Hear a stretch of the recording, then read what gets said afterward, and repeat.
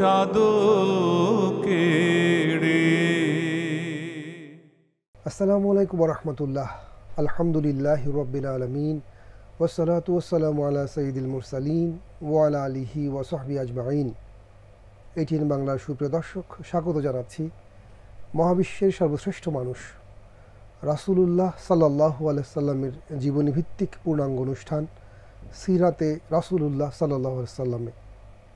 প্রিয় দর্শক, আমরা আগের পর্বগুলোতে রাসূলুল্লাহ সাল্লাল্লাহু আলাইহি সাল্লামের আগমনকালীন বিশ্ব নিয়ে কথা বলেছি, সমকালীন ধর্ম, নৈতিকতা, কথা বলেছি রাসূলুল্লাহ সাল্লাল্লাহু আলাইহি সাল্লামের আগমনের অনিবার্যতা, প্রাসঙ্গিকতা নিয়ে। আজকে কথা বলতে চাই প্রাক রাসূল যুগের সমাজ এবং শিক্ষা ব্যবস্থা নিয়ে। কথা বলার জন্য আমাদের সাথে রয়েছেন দেশবরেণ্য চিকিৎসাবিদ কর্নেল অবসরপ্রাপ্ত জিহাদ খান। আসসালামু আলাইকুম। ওয়ালাইকুম আসসালাম রহমতুল্লাহ। স্যার, আপনাকে স্বাগত জানাই। আমরা টিভিতে প্রথম একটা অনুষ্ঠানের আয়োজন করেছি, আগে কখনো হয়নি, রাসূলের জীবনী নিয়ে ধারাবাহিক পূর্ণাঙ্গ অনুষ্ঠান। সেখানে আমরা আজকে কথা বলতে চাই সমাজ, শিক্ষা, সংস্কৃতি, রাসূলের আসবার আগের কালের।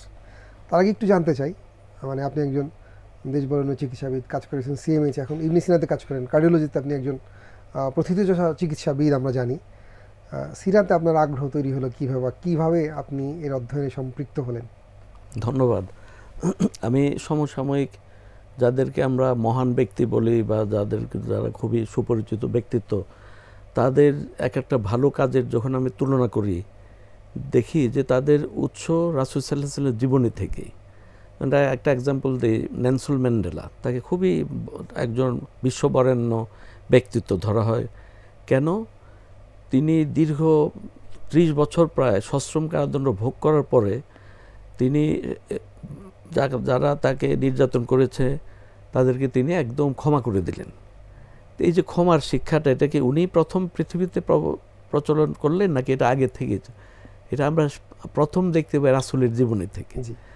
তেমনি ধরেন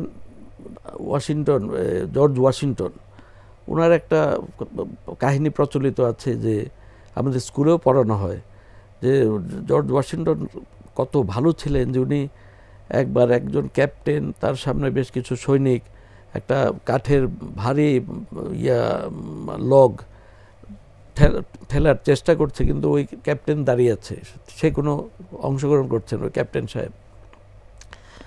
জর্জ ওয়াশিংটন এসে বললেন যে তুমি ধরছো না কেন? বলে যে আমি তো ক্যাপ্টেনও। তারপরে উনি নিজে ধরলেন, ধরে বললেন যে আমি এই যে ধরলাম, ধরে বললেন যে আমি জর্জ ওয়াশিংটন, আমেরিকার প্রেসিডেন্ট। অর্থাৎ আমেরিকার প্রেসিডেন্ট হয়ে আমি ধরছি আর তুমি ক্যাপ্টেন হয়ে ধরলাম না।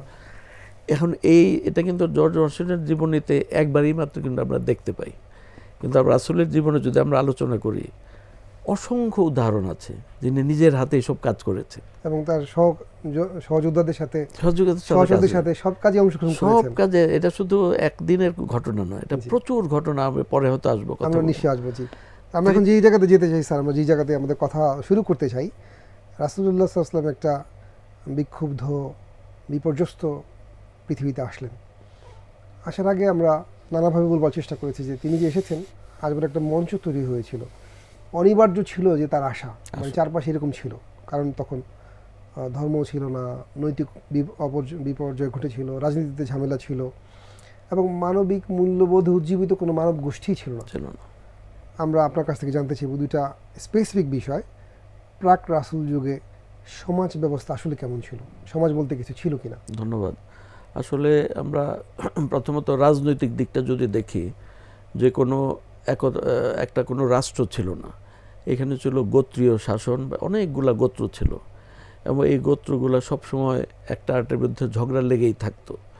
আমরা জানি যে এরকম ঘটনা হয়েছে যে একটা উটের পানি খাওয়ানোকে নিয়ে দুই গোত্রের মধ্যে ঝগড়া শুরু হলো।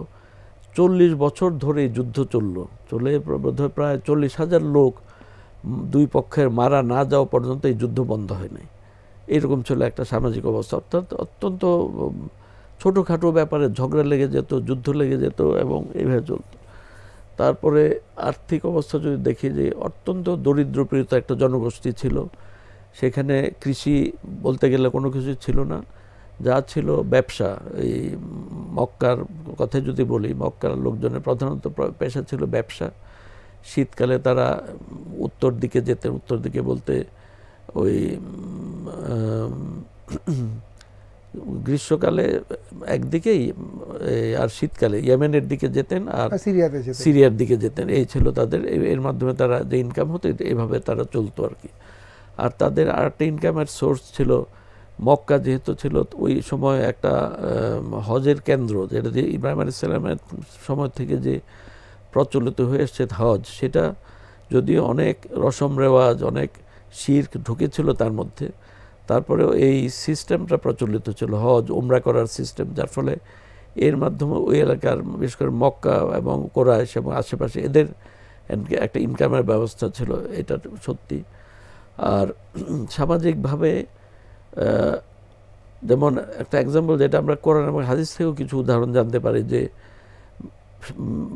মেয়েদের কোনো মর্যাদা বলতে কিছু ছিল না, এবং মেয়েদেরকে মেয়ে জন্ম নেওয়া মানে এটা একটা বিরাট দুঃখের কারণ এবং একটা বিরাট একটা বোঝা তারা মনে করত। আমরা অনেক ঘটনা জানি যে মেয়েদেরকে তারা জীবন্ত কবর দিয়েছে, এরকম এরকম। তারপরে যে নৈতিক যে অবক্ষয়, বিয়ের সিস্টেম বলতে কিছুই ছিল না। তারা যখন কোনো একটা মেয়েকে পছন্দ হতো, তাকে জোর, কয়েক রকম বিয়ের সিস্টেম ছিল, কাউকে একজন পছন্দ হলো তারা জোর করে নিয়ে বিয়ে করে ফেললো। আবার এরকমও ছিল যে একটা মেয়ে 4-5 জন পুরুষের সাথে একই সাথে মেলামেশা করত, তারপর একটা বাচ্চা হলে ওই মহিলার যখন বাচ্চা হতো তখন এদের সবাইকে ডাকতো যে এই যে তোমরা আমার সাথে মেলামেশা করছো, তুমি হচ্ছে এর বাবা। অর্থাৎ মেয়েটা যাকে বাবাকে নির্দেশ করে দিত সেই হয়ে যেত। তখন ওই পুরুষের অস্বীকার করার উপায় ছিল, যদি এর কোনো ভিত্তি ছিল না এরকম। তারপরে বিয়ের বলতে গেলে কোনো সিস্টেম ছিল না, এবং আমরা ইসলাম তো আসার পরে 4 বিয়ে ফিক্স করে দিল, কিন্তু তার আগে কিন্তু ছিল বহু বিবাহ, অসংখ্য বিবাহ। এবং এই স্ত্রীরা যখন পুরুষ কর্তা ব্যক্তি মারা যেত, তখন ওই উত্তরাধিকারের সূত্রে মায়েরাও ওই তার ছেলের স্ত্রী হয়ে যেত, শুধু নিজের মা ছাড়া। অর্থাৎ সৎ মারাও নিজের স্ত্রী ছিল, এরকম ছিল। গর্ভধারিণী মা ছাড়া বাকি সৎ মা যারা ছিল তারাও তারই উত্তরাধিকারী হিসেবে নিয়ে নিত, এরকম।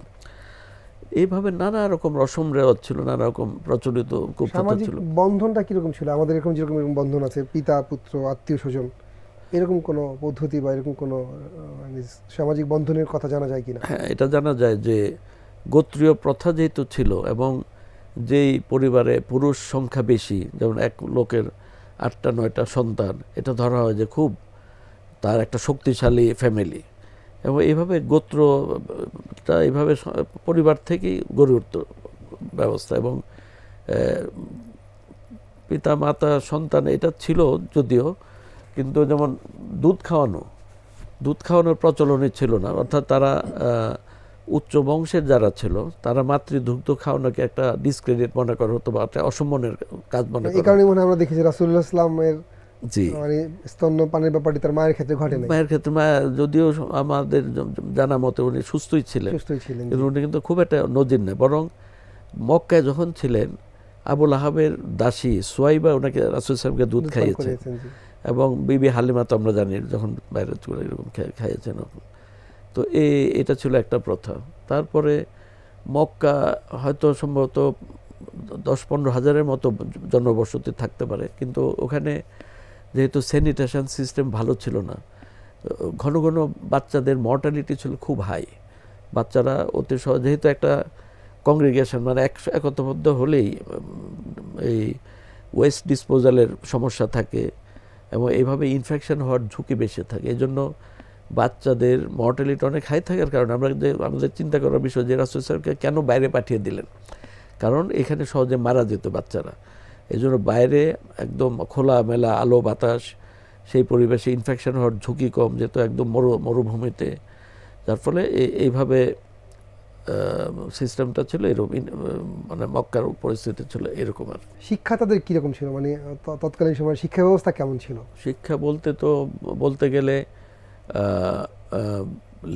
লিখতে পারে এরকম সংখ্যা ছিল খুবই কম, হাতে গোনা কয়েকজন। আমরা 17 জনের কথা জানতাম, 17 হয়তো এরকম। শিক্ষিত মানুষ ছিলেন। পড়তে জানে হয়তো তার চেয়ে একটু বেশি ছিল, কিন্তু যেহেতু অর্গানাইজ কোনো স্কুলও ছিল না, সিস্টেমও ছিল না, এবং এই ব্যাপারে মানুষের কোনো আগ্রহ ছিল না, এর কোনো মূল্যও ছিল না যে পরে কি হবে, কি উপকারে আসবে।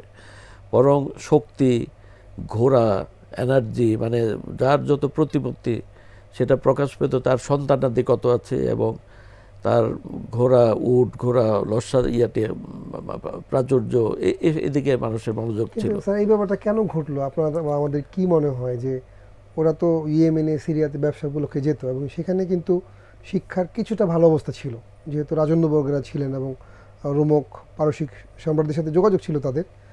তারা সেই সংস্কৃতিটা কেন গ্রহণ করলো না? মানে শিক্ষার ব্যাপারটিকে তারা এতটা অবহেলা কেন করলো, আপনার কি মনে হয়? এটা একটা যোগাযোগের ব্যবস্থা, মানে এটা দেয় এই জন্য। কারণ আরব কিন্তু যুগে যুগে অন্যান্য যারা আলেকজান্ডারের কথাই বলেন বা রোমান এম্পায়ার বলেন, যারা এদিক দিয়ে গেছে, এটাকে একটা অনুন্নত জনগোষ্ঠী হিসাবে এবং খুবই দরিদ্র পীড়িত জনগোষ্ঠী হওয়ার কারণে এদিকে কারো মনোযোগ ছিল না। যে ওই সময় যে সভ্যতাগুলো ছিল, রোমান সভ্যতা বলেন বা গ্রিক সভ্যতা এবং পারস্য সভ্যতা, যারা শিক্ষা দীক্ষা উন্নত হয়েছিল, তারা এই এরিয়ায় কোনো সব জয় লাভ করে বিজয় মানে জয়ী হতে হবে কোনো গুরুত্ব দেয় নাই, যার ফলে এই সমকালীন সভ্যতা থেকে ইয়াগুলো সবসময় দূরে ছিল। দূরে থাকার কারণে শিক্ষার দিক থেকেও তারা পিছিয়ে ছিল। কাঠামোগত কোনো শিক্ষা তো ছিলই না, কিন্তু তারপরে যদি 17 জন লোক শিখে থাকে, তাদের শিক্ষার মাধ্যমটা কি ছিল বলে মনে হয়? এটা হয়তো পারস্পরিক শিক্ষা থেকে কোনো বিষয় থাকতে পারে। যেমন আমরা জানি রাসূল সাল্লাল্লাহু আলাইহি সাল্লাম যে কয়েকটি যে বদরের যুদ্ধবন্দীদেরকে বললেন যে যারা শিক্ষা মানে পড়াতে পারে তারা যেন বাচ্চাদেরকে শিখায়। মদিনার তাদের মুক্তিপণ ধার্য করা হলো যে বাচ্চাদের অক্ষর জ্ঞান দান করার জন্য। আমি কিছু লোক শিক্ষিত ছিল, কিছু শিক্ষিত ছিল, 17 জনের কথা আমরা শুনেছি, হয়তো কম বেশি হতে পারে, অল্প বেশি আমরা ঠিক জানি না। কিন্তু মূল বিষয় হলো কোনো কাঠামোগত শিক্ষা ছিল না এবং শিক্ষা গ্রহণ করার কোনো ব্যবস্থা ছিল না, উৎসাহ ছিল না। ফলশ্রুতিতে মানে একটা বিরাট নিরক্ষর জনগোষ্ঠী, সেটা 15,000 হোক আর 10,000 হোক আর 20,000 হোক, মানে তারা মোটামুটি শিক্ষার আলো থেকে দূরে ছিল। তো এই যখন অবস্থা, আমরা অন্য একটা দিকে স্যার দৃষ্টি দিতে চাই, সেটা হলো মানুষের জীবন আচার, পরিশীলিত আচরণকে আমরা সংস্কৃতি বলে থাকি। কেমন ছিল প্রাক রাসূল যুগের আরবীয় সংস্কৃতি? আরবীয় সংস্কৃতির বেশ কিছু দিক আছে। যে এক হচ্ছে তাদের মধ্যে এক হচ্ছে শিক্ষার কথা তো অলরেডি আলোচনা করেছেন, যে সমাজ ব্যবস্থা যেটা যে আছে, আর এছাড়া যে পারস্পরিক সম্পর্ক, যে এটাও আমি আলোচনা করেছি যে সম্পর্ক ছিল না বলতে গেলে। সংস্কৃতির ব্যাপারে আমরা আলাদা করে যদি ধরি, যেমন আমরা কাব্য চর্চার কথা ধরতে পারি, সেটা কেমন ছিল, বা পোশাক আশাক কেমন ছিল, তাদের উৎসব ছিল সেগুলো কেমন ছিল, আমরা একটা একটা করে আলোচনা করি। যেমন কাব্যচর্চা কিন্তু আরবরা কিন্তু নিজেদেরকে আরবি বলে আর অন্যদেরকে কিন্তু আজমি বলে, অনারব। মানে হচ্ছে অর্থ সম্ভবত মানে মুখ বা বোবা, অর্থাৎ আরবদের ভাষা এত রিচ ছিল, মানে ল্যাঙ্গুয়েজ মানে কলকয়েল বা কথ্য ভাষা যেটা ছিল অনেক উন্নত ছিল, এবং তারা মুখে মুখে কবিতা রচনা করতে পারত এবং যে কোনো কথাকে তারা মুখস্থ করতে পারত ইজিলি। এই প্রখর স্মৃতিশক্তি ছিল, যার ফলে এবং সেই সময় কিন্তু কাব্য চর্চাও ছিল। যে মক্কায় কাবাতে তারা একটা কবিতার প্রতিযোগিতা হতো, তার মধ্যে 10টা বেস্ট মানে কবিতাকে তারা মোয়াল্লাক এরকম নাম দিয়েছিল, ঝুলিয়ে দেওয়া হতো। ছিল এই 10টা বেস্ট কবিদেরকে পুরস্কৃত করা হতো এইভাবে। কাব্যচর্চা প্রতিযোগিতাও ছিল এবং এটা এত বেশি প্রচলিত ছিল যে এই রাসূল সাল্লাল্লাহু আলাইহি ওয়াসাল্লাম একবার এই প্রতিযোগিতায় আমাদের কবি হাসানকে প্রতিযোগিতা করতে বলেছেন। মসজিদে সে প্রতিযোগিতা হয়েছে, একজন কাফের বা মুশরিক আসছে মুসলমানদের প্রতিযোগিতার জন্য, সেটা আমরা জানি। এবং এই প্রতিযোগিতা হয়েছে এই কাব্য কবিতার প্রতিযোগিতা। কাব্যচর্চা একটা তাদের ধারা বা ঐতিহ্য ছিল, কিন্তু এখানে একটুখানি স্যার আমাদের অস্থির লাগে আমার আর কি। আমি নিজেও সিদ্ধান্ত নিতে পারি না যে কি ঘটনাটা ঘটে। আমরা বলছি যে ওরা নিরক্ষর ছিল, শিক্ষা ছিল না, কিন্তু এটাও বলছি পাশাপাশি তাদের কাব্যচর্চার মান ছিল ভীষণ উন্নত। দুইটা একটু মানে দ্বান্দ্বিক মনে হয় না, বিপরীত মনে হয় না ব্যাপারটা? সেটা হয়তো লেখার প্রতি অত ইয়া ছিল না। তারা তো যেমন ইমরুল কায়েস বলা হয় মানে যে স্বভাব কবি ছিল, এটা স্বভাব হতে কবি পারে। ছিল, যে আমরা এই যে লাইলে মজলুর কাহিনী যেটা শুনি, সম্ভবত ওই কবির নাম ছিল ইমরুল কায়েস। উনি তো অনেক কবিতা লিখতেন, নাম করা কবি ছিলেন এরকম। তো এই হয়তো পড়াশোনা লেখার প্রতি জোর না থাকলেও এইভাবে তারা অগ্রসর ছিল ভাষার দিক থেকে। এটা মনে হয় স্যার এরকম হতে পারে যে আমাদের বাংলাদেশে এরকম আছে অনেক গায়েন, গ্রামের অনেক, আপনাদের বিশেষ করে নেত্রকোনা ময়মনসিংহ এলাকায় অনেক আছেন যে যারা মানে প্রাতিষ্ঠানিক লেখাপড়া নাই, লেখাপড়া কিন্তু দেহতাত্ত্বিক এরকম গান টান লিখেছেন যে যেটা আমার কালোজয়ী হয়েছে, এরকম কোনো ঘটনা হয়তো হতে পারে। তাহলে আমরা কি বলবো যে তাদের কাব্যচর্চা সহজতর প্রতিভা ছিল, কিন্তু আসলে তারা মানে যেই গুণ থাকলে দিনের প্রতি বা সততার প্রতি আকৃষ্ট হতে পারতো সেরকম কিছু ছিল না। সেরকম তো ছিল। স্যার তাদের উৎসবগুলো কেমন ছিল স্যার? তাদের কোরআনেই আল্লাহ সুবহানাহু ওয়া তাআলা সূরা শুআরাতে বলেছেন যে, এই কবিদের কথা বলেছে যে ইয়াত্তাবিউনাল গাবুন, যে এই কবিরা মানে যারা ইসলামের জ্ঞান বা ইমানের জ্ঞান না থাকলে এই কবিদেরকে আল্লাহ উল্লেখ করেছেন যে পথভ্রষ্ট, তারা পথে ঘুরে বেড়ায় এরকম। মেলার কথা বলেছেন, যেমন আমরা জানি যে বেশ কিছু মেলা হতো, ওকাজের মেলা এবং বেশ কিছু মেলা, সেই মেলাতে বেচা কেনা, এমনকি মদ, বেশ্যাবৃত্তি, জুয়া, এই ধরনের সব ধরনের অনুষ্ঠান প্রচলিত ছিল মেলাগুলোতে। এবং খুবই ইন্টারেস্টিং যে রাসূল সাল্লাল্লাহু আলাইহি ওয়াসাল্লাম কিন্তু দাওয়াতের পার্ট হিসাবে এই মেলাগুলোতে যেতে উনি কার্পণ্য করতেন না, কারণ তাদেরকে তো দাওয়াত দিতে হবে। এবং সারা আরব দেশ থেকে যেহেতু আসতো এই মেলা অনুষ্ঠান, প্ল্যাটফর্মটা ছিল অনেক বড় দাওয়াতের, অনেক দাওয়াতের। ওই সময় তো ইন্টারনেট বা এরকম পত্রিকা কোনো কিছু ছিল না, কিন্তু হজের মাধ্যমে বা এই ধর মেলার মাধ্যমে যে একটা গ্যাদারিং হতো, ওই গ্যাদারিংটাকেই রাসূল সাল্লাল্লাহু আলাইহি ওয়াসাল্লাম ইউজ করতেন যে দাওয়ার জন্য, পৌঁছানোর জন্য। সেই ক্ষেত্রে আমার একটা প্রশ্ন স্যার আমার নিজের মনে উত্থিত হয়, সেটা এরকম যে আপনারা বা আমরা আলোচনায় বললাম যে সামাজিক ব্যবস্থাটা বিপর্যস্ত ছিল, শিক্ষার অবস্থা খারাপ ছিল, সাংস্কৃতিক দিক থেকে বিপর্যয় ঘটেছিল। এখন এই সব ঘটনা যদি ঘটে থাকে, বর্তমান বিশ্ব ব্যবস্থার সাথে যদি একটু আমরা মিলিয়ে দেখি, কেমন মনে হয় যে তখন কি বেশি ভালো ছিল নাকি এখন বেশি ভালো, বা তখন বেশি খারাপ ছিল নাকি এখন বেশি খারাপ? আপনার কি পর্যবেক্ষণ? এটা আমার অনেকগুলো জিনিস দেখি যে ওদের মধ্যে ওরা যত খারাপ হয়, কিছু কিছু গুণাবলী কিন্তু ছিল যেটা তারা সবসময় মেনটেন করতো। যেমন কাউকে ঘরের মধ্যে আক্রমণ করা, এটা কিন্তু তারা কোনো সময় করতো না। যেমন রাসূল সাল্লাল্লাহু আলাইহি ওয়াসাল্লাম যেদিন মক্কা থেকে পালিয়ে মদিনা চলে আসবেন, রাতে চারিদিকে মুশরিকরা প্রত্যেক গোত্র থেকে আসলো, সারা রাত ধরে অপেক্ষা করলো। কিন্তু চাইলেই তো বর্তমান সমাজের সাথে যদি আমরা তুলনা করি, তারা কি আমাদের বর্তমান সময়কে এটা অপেক্ষা করতো? সাথে সাথে তারা ঝাঁপিয়ে পড়তো, শত্রুকে ধরে সাথে মেরে ফেলতো। কিন্তু এই যে তাদের মধ্যে যে একটা নিয়ম যে রাতে কিছুতেই করা যাবে না, আক্রমণ করা যাবে না, এবং ঘরে প্রবেশ করা যাবে না, অর্থাৎ বের হলে তাকে করতে হবে, আক্রমণ করতে হবে, এরকম এই জিনিসটা যেমন আছে। তারপরে আরেকটা জিনিস আমরা চিন্তা করি যে রাসূল সাল্লাল্লাহু আলাইহি ওয়াসাল্লাম যখন মক্কা থেকে মদিনায় হিজরত করে চলে আসলেন, ওনার তো পরিবার রয়ে গেল, হযরত আয়েশা রাদিয়াল্লাহু আনহা রয়ে গেলেন, এবং আরেকজন উম্মুল মুমিনিন যিনি কিছুদিন আগে বিয়ে হয়েছে, বাকি সবাই থেকে গেলেন, তো সবাই থেকে গেলেন। তারপরে উসামা রাদিয়াল্লাহু আনহু থেকে গেলেন, আলী রাদিয়াল্লাহু আনহু থেকে গেলেন, স্বয়ং বিছানায় থেকে গেলেন। তো আবু বকর, তারা কিন্তু আর কিছু কারোর প্রতি অ্যাট্রাক্ট করে। এরকম বর্তমান সমাজে হলে কি করতো যে তাদেরকে জিম্মি করে রাখতো, বলতো যে না আসা পর্যন্ত তোমাদেরকে আমরা জিম্মি করে রাখলাম। সেরকম ঘটনা ঘটে নাই। থার্ড যেটা, আমরা কি বেশি খারাপ নাকি স্যার, কি মনে হয়? তাহলে এই তো তুলনা করলে আমরা বুঝতে পারবো। থার্ড যেটা, আলী রাদিয়াল্লাহু যখন বিছানায় পেল কাফেররা, তারা কিন্তু যখন রাসূলকে পেল না তারা, আমাদের সময় হলে কি করতো, তাকেই মেরে ফেলতো সহজে। বলতো যে তুমি ও নাই, তুমি আছো তো তুমি আর কোন দিক দিয়ে কাজের। জিনিসটা ছিল আমাদের এরকম সমাজ। এবং বর্তমান সময়ে আমরা যাদেরকে সভ্য বলি, তাদের যে ইয়াদেরকে শত্রুদের সাথে বা যুদ্ধবন্দীদের সাথে যে আচরণ করা হয় বর্তমান সমাজে, এই গুয়ান্তানামো বে বা আবু গারিব, আমরা যে কাহিনী শুনেছি, মানে লোম শিহরে উঠে।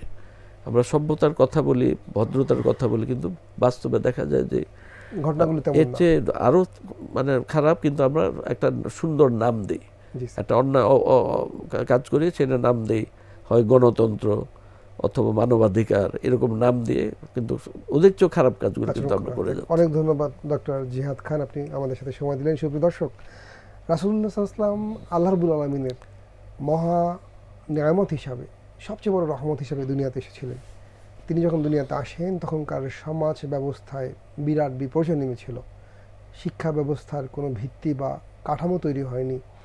সবচেয়ে বড় যে ব্যাপারটি ছিল, সংস্কৃতির নামে অপসংস্কৃতির বিভীষিকা মানুষের জীবনকে বিপর্যস্ত করেছিল।